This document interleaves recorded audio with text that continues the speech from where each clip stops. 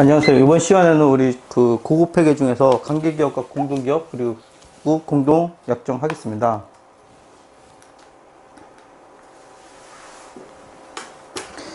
관계기업과 공동기업은 우리가 이제 평가 방법이 이제 크게 이제 지분법하고 공동 약정 같은 경우는 이제 크게 이제 방식이 두 가지가 있는데. 이제 지분법으로 처리하는 게 있고, 아니면 이제 우리가 이제 지분 윤례를 하는, 처리하는 게 있고, 두 가지가 있습니다. 이 같은 경우는 이제 지분법, 순자산 쪽 관련해서 이제 지분법처럼 비슷하게 하는 게 있고, 자산부채를 인식하는 비율만큼 인식하는, 그러니까 연결은 100% 자산부채 인식하는데, 공동약정 관련된 거는 이제 우리가 이제 지분 비율만큼만 인식하게끔 되어 있습니다. 이런 식으로 이제 되어 있고, 실질적으로 이제 우리가 실무나 우리나라에서는 이제 공동약정은 그렇게 많지 않습니다. 조인트 벤처 쪽이 이제 실제로 많지 않고, 그 다음에 시험 문제에서도 이제 마찬가지로 이제 우리 1028호 관계기업과 공동기업에 대한 투자 이쪽을 많이 물어봅니다. 그리고 이제 이쪽은 이제 지분법을 하기 때문에 이제 관계기업이 공동기업이 되거나, 공동기업이 관계기업이 되거나, 마찬가지로 이제 같은 지분법이기 때문에 이제 측정의 방법이 달라지는 거 아닙니다. 그런 안 되고. 공동기업은 이제 공동약정에서도 이제 우리가 나옵니다. 이제 하나씩 보시면 이제 그래서 이제 순서는 우리가 이제 관계기업 및 공동기업 1028호를 먼저 할 거고, 그 다음에 이제 공동약정 할 겁니다.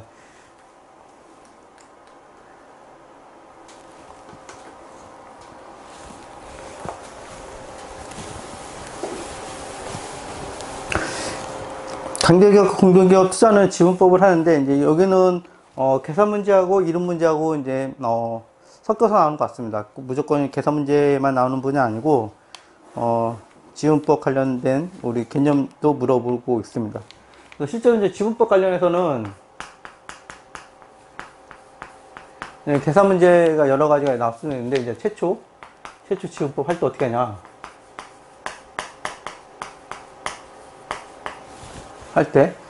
최초 지분법 할 때 어떻게 했냐. 최초 지분법, 우리가 이제 최초 연결과 비슷하게, 여기서 영업권하고, 영가매수 차익이 나옵니다. 영가매수 차익이 나오면, 영업권은, 지분법은 이제 영업권 자체의 개념이 나타나는 게 아니라서, 특별한 분개를 하지 않고, 영가매수 차익은 우리 손익이기 때문에 지분법 손익으로, 지분법 이익이겠죠. 지분법 이익으로 인식하게끔 되어 있습니다. 그 다음에 우리가 이제 계속 지분법을 보유하고 있으면 이제 지분평가를 하게 됩니다. 지분평가를 하게 되면 그 회사의 순자산 변동에 대해서 우리가 인식을 하게 됩니다. 순자산 변동이 하나 인식하고, 그 다음에 내부 거래에 대해서 우리가 또 조정을 합니다. 내부 거래에 대해서 조정하고요. 이 두 개는 마찬가지로 지분 비율만큼 하고 있고, 계산 문제 시험은 한 요 정도에서 나오고 있습니다.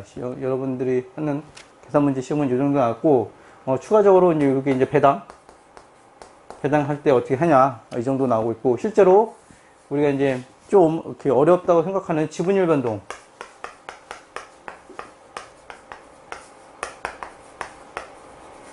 지분율 변동까지는 시험 문제는 아직 안 나오는 것 같습니다. 1차 문제는 이 정도까지 안 나오고 있고, 아주 이제 기본적인 문제까지 나오고 있어서, 대외 시험을 준비하시는 분들은 지분법이 계산 문제가 어렵진 않습니다. 기본적인 개념만 알면 어렵지 않고, 오히려 이제, 이론 문제가 좀 이렇게 여러분들에게 좀 어려울 수가 있어요. 실제로 이제 개념적으로 어려운 게 있고, 그래서, 이런 문제에서도 중요한 부분은, 용어의 정의, 그 다음에 유의적 영향력. 그러니까 유의적 영향력이 있으면 우리가 지분법을 하는 거고, 유의적인 영향력이 없으면 이제 지분법을 적용하지 않습니다. 그 다음에 지분법 적용에 대한 방법은 지금 이렇게 설명해 드린 걸 다시 이쪽에서 적용하고 있고, 그 다음에 매각 예정으로 분류하는 방법, 매각 예정으로 분류했을 때 우리가 회계 처리하는 방법, 그 다음에 지분법 사용의 중단, 소유 지분의 변동, 지분법 절차. 요것들이 이론 문제는 주로 나올 수가 있어요. 이런 것들은 이제 시험 문제에서 물어보지 않기 때문에 7.234에서 여러분들 이론 관련된 문제가 나올 수가 있다. 이런 거 이제 하나 알고 계시면 좋겠습니다. 그래서 지문법의 적용 쪽에서 이제 주로 나오고 있습니다. 그 다음에 서술형 문제, 만약에 서술형 문제 같은 게 나온다면 이제 유의적 영향력이 나오고 있습니다. 그 다음에 이제 IFRS 기준서가 이제 우리가 요 지문법 관련해서도 지금 그 국제적으로 다시 이제 개정 노력 작업을 하고 있습니다. 지문법 관련된 부분은 또 바뀔 예정이고 있고, 그래서 그 정도 알고 계시면 될 것 같고, 이제 우리 기준서 내용을 이제 하나씩 보겠습니다. 목적은 뭐 기본적으로 회계 처리에 대한 목적을 우리가 담고 있고, 그 다음에 적용 범위가 제일 중요하죠. 적용 범위에서는 공동 지배력이나 유의적인 영향력을 갖는 모든 투자 기업에 적용한다. 그래서 공동 지배력하고 유의적 영향력이 있으면 이거 오하죠. 그러니까 공동 지배력이나 유의적인 영향력을 갖는 투자 기업에 적용한다. 는 겁니다. 그래서 공동 지배력이 무엇인가, 유의적 영향력이 무엇인가에 대한 개념이 이제 중요한 겁니다. 공동 지배력하고 유의적 영향력을 갖고 있으면 이제 우리 이 기준서를 적용하게 되는 거죠.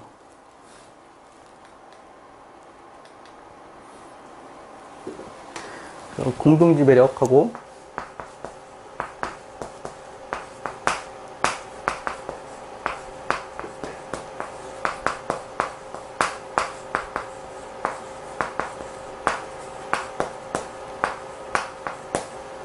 이게 우리 오늘 하는 거예요. 주엔 키포인트입니다. 키워드입니다. 키워드.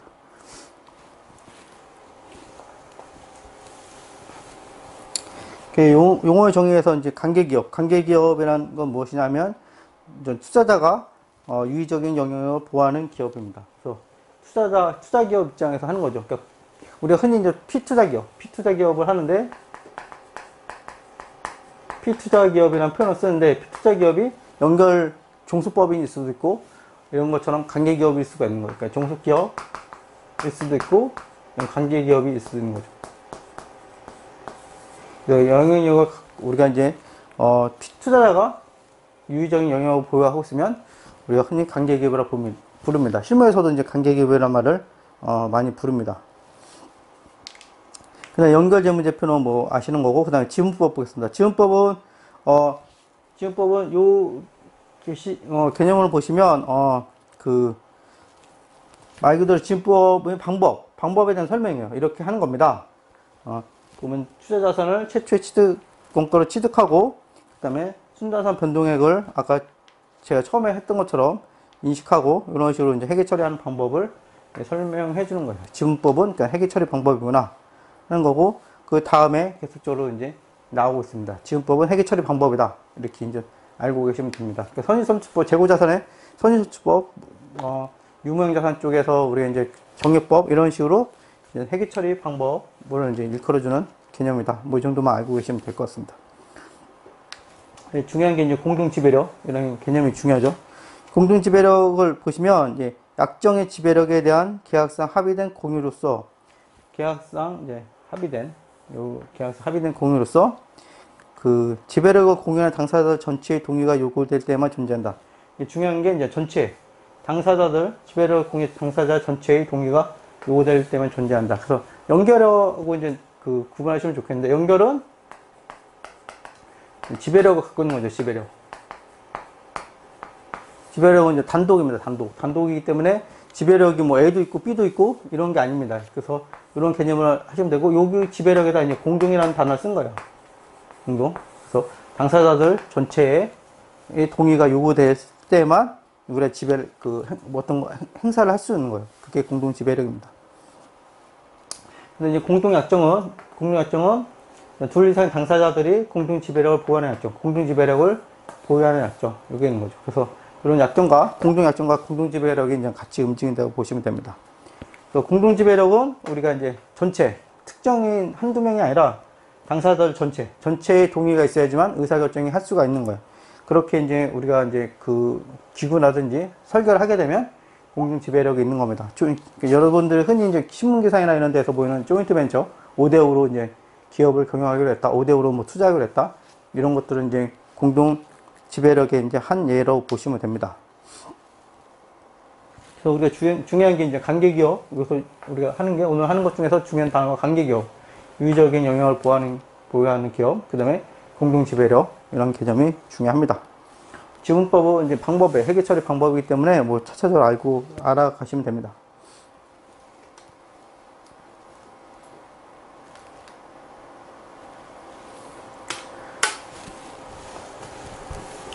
그 다음 단어가 이제 공동기업입니다. 공동기업.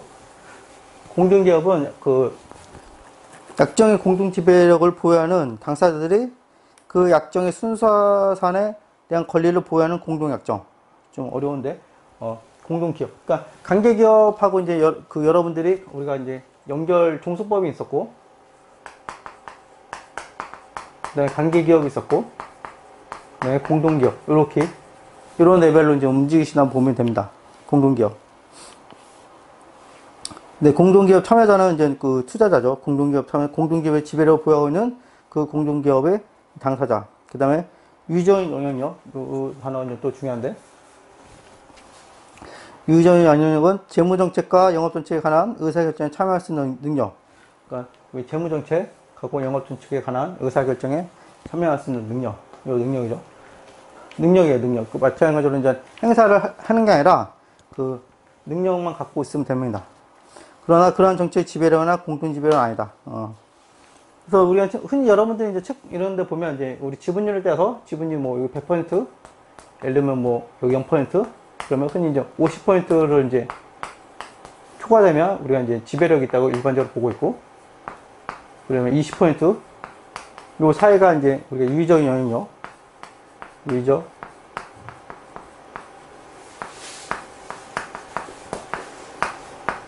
영향력이 있다고 보고 있고, 요 50%가 이제 공동지배력, 이런 식으로 이제 표현합니다. 그래서 우리가 이제 기업을 지배하고 있는 투자자들이 기업에 영향을 미치고 있는, 지배하고 있는 형태에 따라서 이쪽은 종속기업, 이쪽은 이제 관계기업, 요 사이가 이제 공동기업, 이런 식으로 이제 표현을 하는 겁니다.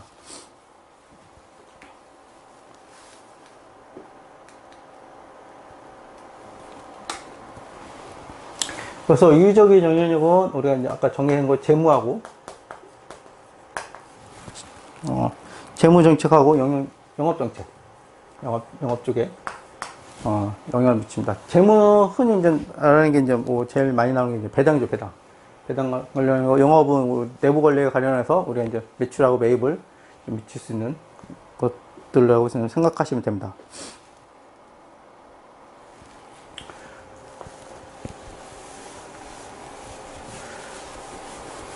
그 다음 이제 유의적인 영향력에 대해서 정의가 나오고 있습니다. 이거는 이제 우리 이론적인 문제에서도 충분히 이제 나올 수 있는 거예요. 그래서 기업이 직접 또는 간접으로 피투자에 대한 의결권의 20% 이상을 소유하게 되면 유의적인 영향력을 보유하는 것으로 본다. 간주하는 거죠, 간주. 그러니까 20% 이상. 우리 IFRS, 우리 여러분들 하고 있는 게 IFRS, 한국 책대 국제회계 기준이기 때문에 IFRS고, IFRS의 주재무제표는 연결이 되는 거예요.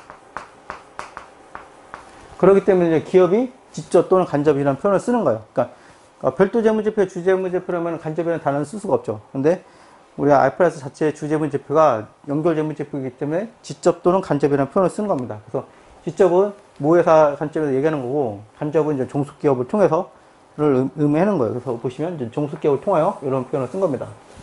직간접으로 우리가 20%. 이 20%는 이제 단순 합산이에요. 단순 합산. 예를 들어서 이제 A, B, 뭐 C가 있을 때 이쪽에 이제 80% 갖고 있고 종속기업이죠. 얘가 이제 15%고 얘가 이제 뭐 10%다. 그러면 요 지분율은 8%지만 그게 아니라 요 단순히 15%, 10%. 그래서 C에 대해서 우리가 25%를 갖고 있구나. 이렇게 표현을 하는 겁니다. 요거는 이제 그 유효지분율 개념이 아니라 단순 합산 지분입니다. 단순 합산 지분율고 우리가 그 25%로 C에 대해서 지분법 평가를 하는 거예요. 지분법 평가. 투자 주식을 평가할 때 25%에 대해서 평가하는 겁니다. 여기 10%, 여기 10% 이런 식으로 평가하는 겁니다. 그래서 단순 합산 지분율로 우리가 그 지분법 평가를 하게 된다. 이런 거 하나 알고 계시면 되고, 그 다음에 요 의결권의 20%도 우리가 그 단순 합산 기준입니다. 그래서 20%를 갖고 있으면 우리가 지분법으로 유의적 영향력이 20%가 있으면 보는 거예요. 20%가 있으면 일단 우리가 유의적인 영역이 있다.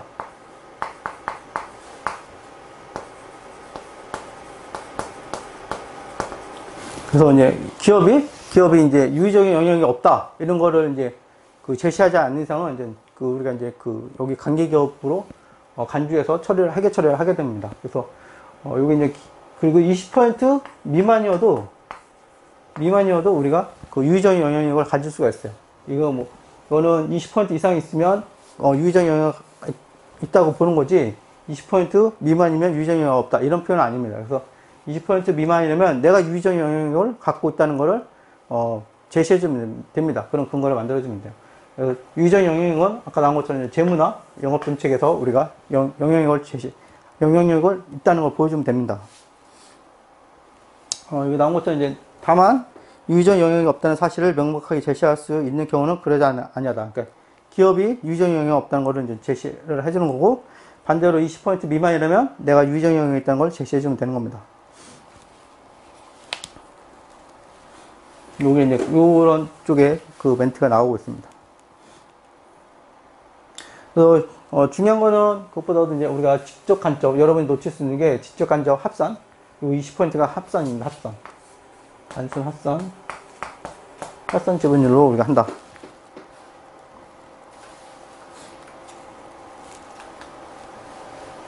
아까 이제 유의적인 영향력이라는 게 이제 재무정책하고 영업정책이라고 그랬는데, 그럼 사례가 뭐냐 하면, 이제 우리가 이 사례. 그러니까 재무나 영업정책을 영향력을 행사하려면 우리가 이제 기업의 의사결정하는 기구에 참여를 해야 됩니다. 그렇기 때문에 이사회나 이에 준하는 의사결정 기구에 참여를 합니다. 그래서 지분율 특정 지분 이상이면 우리 상법이라든지 어떤 아니면 주총이라든지 이런 권리를 행사하면서 우리가 이제 이사회 구성원 멤버로 우리가 이제 목이 떨어질 수가 있어요. 지정할 수가 있고, 그렇기 때문에 충분히 20% 정도면 피투자회사 이사회나 이런 의사결정 기구에 이제 참여가 가능합니다. 그 다음에 배당이나 다른 분배 같은 분배 쪽, 재무정책인 거죠. 분배 쪽의 의사결정에 참여하는 것을 포함하여 결정해야 한다. 그 다음에 중요한 거래, 이건 영업 관련된 거죠. 그 다음에 경영진의 상호 교류, 이거는 뭐 재무나 영업 다 통할 거고, 필수적인 기술 정보의 제공 영업입니다. 그래서 재무나 영업 정책에 이제 우리가 영향력을 행사할 수 있는 능력을 갖고 있으면 유의적인 영향력을 보는 거예요. 실무적으로 이게 이제 상당히 중요합니다. 1번, 우리가 이사회나 의사결정기구에 참여하는 경우가 많이 있어요. 그래서 우리가 이제 지분을 투자하면 단순 투자라면 보통 이사회에 참여하지 않습니다. 일반적으로는 그 투자금만 그 회사한테 주지, 이런 의사결정기구에 참여하지 않는데, 우리가 이제 어떤 그 회사에 대해서 어떤 영향을 행사하고 싶으면 항상 이런 이사회를 참여하는 조건으로 지분 투자를 하게 됩니다. 아니면 이제 경영진의 상호 교류도 많이 하죠. 이게 지분이 있으면, 어느 정도 있으면.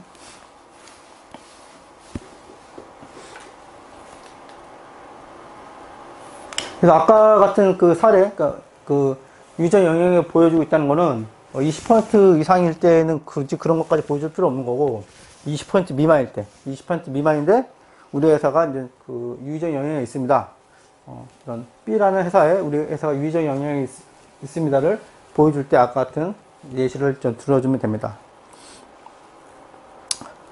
그 다음에 이제 지분율 20% 유의적 영향 행사할 때에 대한 지분율은 여기 보시면 기업의 유의적 영향을 보유하는지를 평가할 때는 다른 기업이 보유한 잠재적 의결권을 포함하여 현재 행사할 수 있거나 전환할 수 있는 잠재적 의결권의 존재와 영향을 고려한다. 이건 이렇게 나옵니다. 이건 지분볼이 연결 쪽에서는 지배력 평가할 때 하는 거랑 좀 비슷합니다. 연결에서도 우리 지배력 평가할 때는 잠재적 의결권을 고려하죠.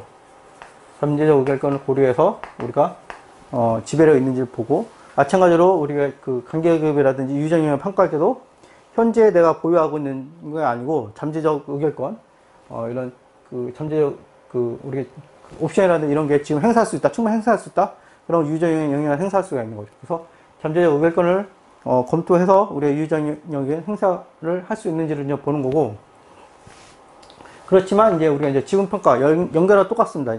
그러니까 우리가 지배력이 있는지, 그 다음에 유의적 영향이 있는지는 잠재적 의결권을 포함해서 평가를 하는 거고, 그 다음에 실제로 우리가 이제 땡겨올 때, 지분을 인식할 때는 실제 현재 보유, 현재 지분을 갖고 하는 겁니다. 일반적으로. 그래서 지배력과 유의적 영향할 때는 잠재적 의결권을 고려하지만, 우리가 지분을 땡겨올 때는 우리가 그 현재 보유하고 있는, 직접 현재 갖고 있는 실제 지분을 갖고 한다. 이거를 알고 계시면 됩니다.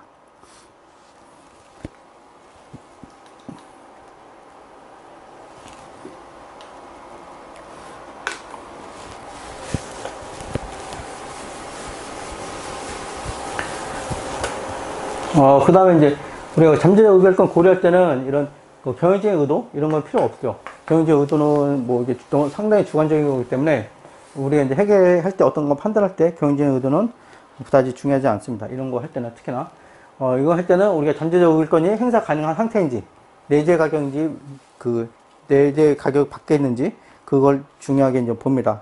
그래서 행사가 가능한 게 충분하다고 했으면 이제 잠재적 의결권까지 고려해서 보는 거고, 그래서 이런 경영진의 의도가 뭐 행사하지 않겠다 지금 이런 건 중요한 게 아닙니다. 중요한 게 아니고 고려 사항이 아닙니다.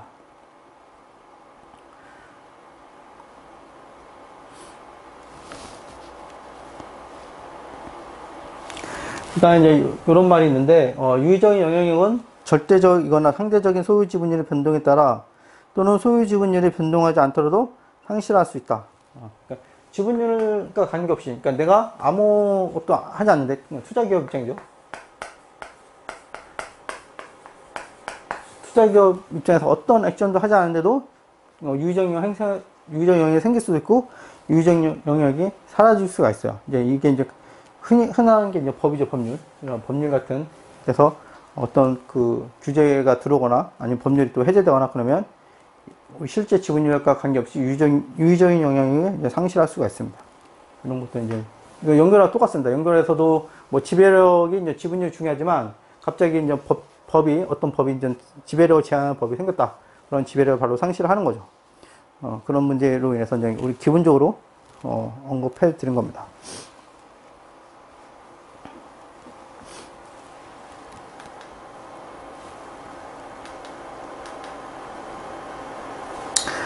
그 다음은 지분법입니다. 지분법은 회계 처리 방법이에요, 지분법은. 요거 1번고, 두 번째는 우리 지분법입니다, 지분법. 지분법은 회계 처리 방법.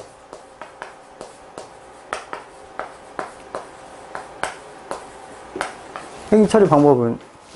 그래서 우리가 최초 인식할 때는, 아까 좀 기억나실지 모르겠는데, 최초 인식할 때는 우리가 이제 취득원가, 일반적으로 취득원가이기 때문에 투자주식으로 이제 평가를 합니다. 현금등이 나가겠죠. 나갈 거고. 영업권 있으면 영업권이 요 안에 있기 때문에, 별도로 회계 처리하지 않습니다. 그 연결과 달리 별도로 회계 처리 않고, 영업권이 얼마인지 이렇게 이제 관리를 해줘야죠. 그렇지만. 왜냐면 나중에 이제 우리가 투자주식을 일부를 매각하게 되면 영업권 일부가 이제 나가는 겁니다. 나가는 거에서 이렇게 투자를 하고, 근데 영가매수 차익이 있으면 이익이죠. 영가매수 차익이 발생하면 지분법이 잡습니다. 지분법이. 그 다음에 투자주식을 잡습니다. 됐습니다. 그래서 영가매수 차익이 있으면, 그래서 이제 최초에는 우리가 이제 기본적으로 피투자회사의 순자산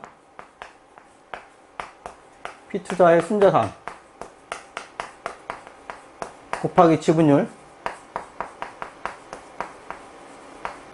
플러스 이제 영업권만큼 투자 주식이 있는 거예요. 이렇게. 요게 이제 우리가 최초 인식할 때 투자 주식의 잠보금이라고 보시면 됩니다. 그 다음에 이제 피투자 회사가 이제 순자산 변동을 보고하면 우리가 이제 단기 손익하고 뭐 기타 포괄 이런 등등으로 인해서, 그냥 단기 손익은 우리가 지분법 이후로 인식하고, 기타 포괄 같은 것들은 우리가 이제 당기손익 인식이 아니라 자본으로 바로 그 자본 계정 쪽으로 바로 인식합니다. 상대 계정은 당연히 이제 투자 주식인 거고, 이런 식으로 처리하는 게 이제 지분법이에요. 지분법. 그래서 다시 이제 기준서를 보시면 첫 번째 이제 지분법에서 관계기업이나 공동기업, 관계기업과 공동기업에 대해서 이제 우리가 지분법을 적용하는 겁니다. 관계기업이나 공동기업의 지분법을 적용하는데, 최초 인식하는 때는 원가를 인식한다. 최초 인식지는 원가를 인식하고, 취득일 이후 발생한 피투자의 당기손익 중, 피투자의 당기손익, 요 부분 말하는 거죠. 피투자의 당기손익 중 우리가 투자자의 목은 우리가 지분율, 단순 지분율을 얘기하는 겁니다. 종속회사하고 모회사가 있으면 두 개 회사가, 종속회사와 모회사가 같이 이제 지분을 투자했으면 합산한 지분율로 말하는 거예요. 투자세 목에 해당하는 금액을 인식하기 위해 장부 금액을 가감합니다. 지분율 곱하라는 소리입니다. 여기다가 지분율 곱해서 인식하세요. 그런 겁니다. 그냥 피투자의 단기 손익 중 투자자의 목은 투자의 단기 손익으로 인식한다. 손익으로 인식하라는 거고, 그 다음에 피투자에게서 받은 분배액은 투자자산 장부 금액을 줄여준다. 피투자에게서 받은 분배액, 배당이죠. 흔히 이런 걸 우리가 이제 배당, 실무에서 배당이라고 얘기하는데, 배당이 나오면 투자자산 장부에서 줄여준다기 때문에 우리가 현금이 받으면, 이제 현금이 받으면 현금 XX 네, 투자 주식 이런 식으로 하는 거예요.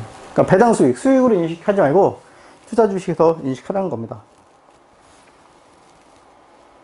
그 다음에 순자산 변동이 이제 기타 포괄의 변동으로 발생하는 경우에는 마찬가지로 지분율을 똑같이 곱하고, 지분을 똑같이 곱하고 그것만큼 우리가 지분에 해당하는 것만큼을 장부 금액에 반영하는 겁니다.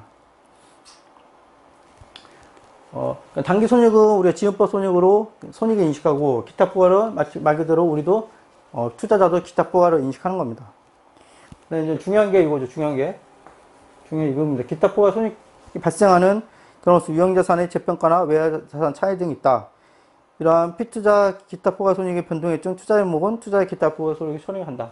이렇게 되었습니다. 그래서 이 말의 의미가 얘네들 이제 외환산 차익 같은 것들은 우리가 이제 재분류를 하게 됩니다. 외환산 차익 같은 것들이 우리가 처분할 때는 손익으로 처분합니다. 그러면 마찬가지로 우리가 인식했던 기존에 기타 포괄을 인식했던 거를 우리가 지분법도 마찬가지로 재분류하게 됩니다. 외환산 차익 같은 거는 처분할 때 손익으로 인식하고, 우리가 그다음에 재평가 같은 것들을 잉여금으로 인식하게 되면 우리도 기타 포괄에 있던 것들을 잉여금으로 대체해주는 것들을 하게 됩니다. 그래서 이런 것들이 상당히 중요합니다. 그래서 원래 그 기타 포괄 손익 계정의 재분류 방식, 재분류를 그대로 따라가는 거예요. 재분류 방식. 지분법에서 그대로 따라간다.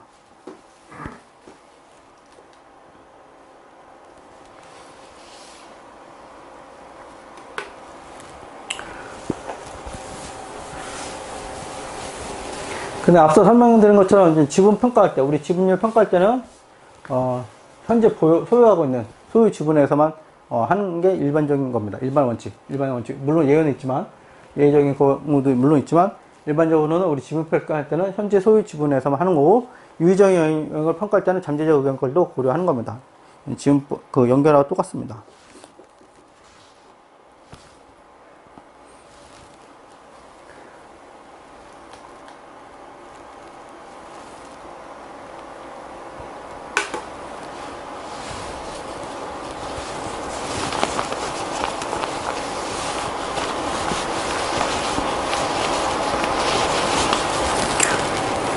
그 다음에 뒤에 다시 한번 나오는데, 요 보시면 이제 관계기업이나 공동기업에 대한 투자 또는 투자 일부가 매각 예정 비유동자산과 중단기업에 따라 매각 예정으로 분류되는 경우가 아니라면, 비유동자산으로 분류한다. 그러니까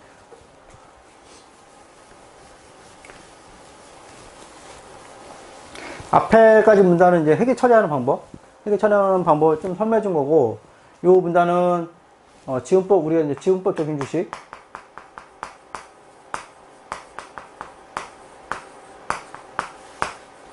제가 편의상 지분법 적용 주식을 쓸게요. 지분법 적용 주식은 일반적으로 비유동자산, 분류하라는 거예요. 일반적으로.